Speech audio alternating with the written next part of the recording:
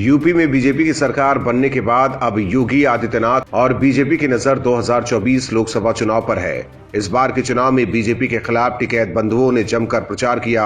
हालांकि टिकैत बंधुओं से बीजेपी को चुनाव में नुकसान नहीं हुआ, लेकिन किसानों को टिकैत बंधु एक बार फिर लामबंद करने की कोशिश में है।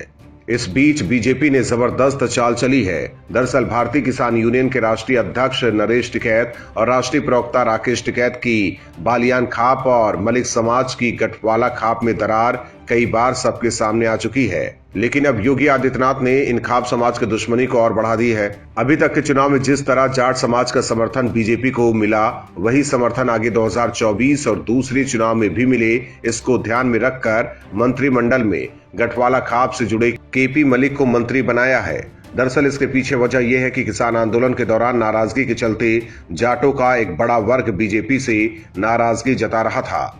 बीजेपी को चुनाव में ज्यादा नुकसान तो नहीं हुआ, लेकिन आगे नुकसान ना हो और जाटों और किसानों का साथ बना रहे, इसके लिए जाट समाज की गठवाला खाप को साधने की कोशिश की गई है।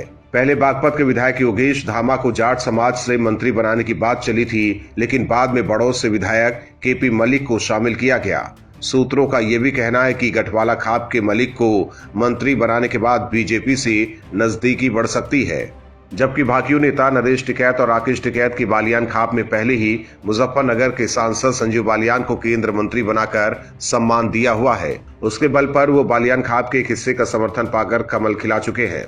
बीजेपी ने मंत्रिमंडल में वेस्ट यूपी से जातिगत समीकरण साधते हुए जिस समाज के मंत्री हटे, उसी समाज के नए चेहरे को मंत्रिमंडल में शामिल किया है। सहारनपुर से मंत्री रहे धर्म सिंह सैनी चुनाव से पहले बीजेपी छोड़कर सपा में शामिल हो गए थे।